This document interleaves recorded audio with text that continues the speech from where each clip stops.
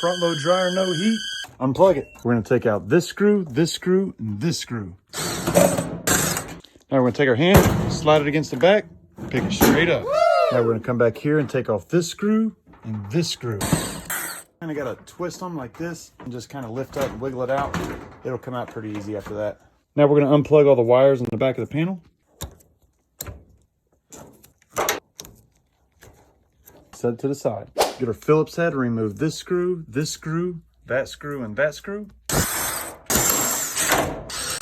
Now open up the door, take out the 2 screws that attach to the lint filter.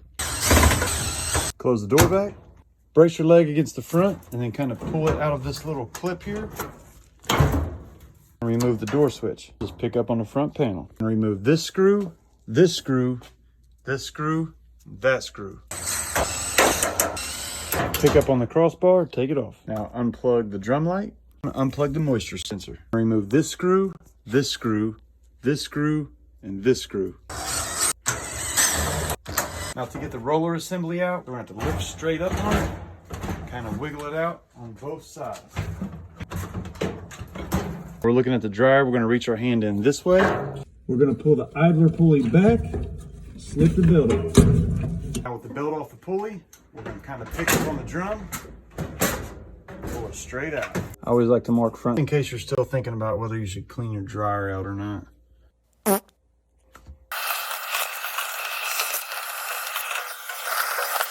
Now take a picture of all your terminals and disconnect them. To save yourself some time, use some needle nose pliers. It makes it a lot easier. Remove this screw and this screw. Lift up, pull it out. Yeah, see that? And make sure you get behind this if you gotta put something up in here and get all this stuff out. Put our new element in.